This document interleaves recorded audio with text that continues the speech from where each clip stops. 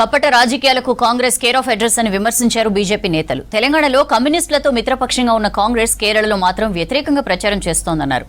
Adilabad airport పై కేంద్రం ప్రణాళిక సిద్ధం చేస్తుందన్నారు. ఇచ్చిన హామీలు అమలు చేయకుండా అన్ని వర్గాలను కాంగ్రెస్ సర్కార్ మోసం చేసిందని విమర్శించారు కమలం పార్టీ నేతలు.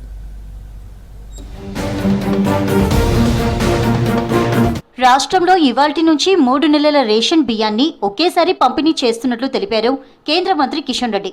ఎండల తీవ్రత దృష్ట్యా పదే రేషన్ షాపులకు లబ్ధిదారులు క్యూ కట్టే ఇబ్బంది లేకుండా 3 నెలలకు సంబంధించిన రేషన్ బియ్యం ఇస్తున్నట్టు ఎక్స్లో పోస్టు చేశారు. ఈ నెల 30 వరకు బియ్యం పంపిణీ చేయనున్నట్టు తెలిపారు కిషన్ రెడ్డి.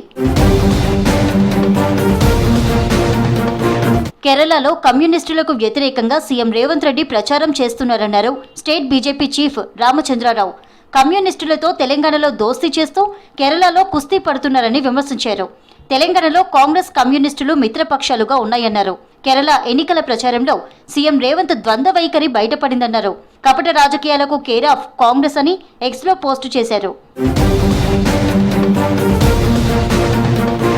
ఆదిలాబాద్ కు మహర్దశ రాబోతుందన్నారు ఎమ్మెల్యే పాయల్ శంకర్. ఆదిలాబాద్ ఎయిర్పోర్టుపై ఢిల్లీలో ఏవియేషన్ మినిస్టర్ రామ్మోహన్ నాయుడును కలిసి చర్చించినట్టు తెలిపారు.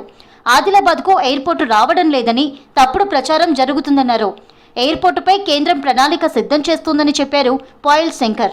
ఆదిలాబాద్ కు ఎయిర్పోర్టు రాదని, సోషల్ మీడియాలో అనుమతులు లేవని రకరకాలుగా ఒక గందరగోళం సృష్టించే విధంగా ప్రచారాన్ని మొదలుపెట్టినాయి. అన్ని అనుమతులు రాష్ట్ర ప్రభుత్వం సిద్ధంగా ఉన్నది. కేంద్ర ప్రభుత్వం ఇప్పటికే ప్రాథమిక ఆమోదం తెలిపింది. రక్షణ శాఖ ఎన్ఓసి ఇచ్చింది. ఈ రకంగా అడుగులకు ముందు పడుతున్నటువంటి సమయంలో ఎక్కడ ఏమి జరుగుతలేదనే విధంగా ఒక ఆదిలాబాద్ ప్రజలకు, తెలంగాణ ప్రజలకు ఒక అపోహ కలిగించే విధంగా కొందరు ప్రయత్నం చేసిండ్రు. గత బీఆర్ఎస్ ప్రభుత్వంలాగే కాంగ్రెస్ పాలన ఉందన్నారు బీజేపీ నేతలు. ఇచ్చిన హామీలు అమలు చేయకుండా ప్రజలను మోసం చేశారన్నారు. కాంగ్రెస్ బీఆర్ఎస్ ను ప్రజలు నమ్మడం లేదన్నారు.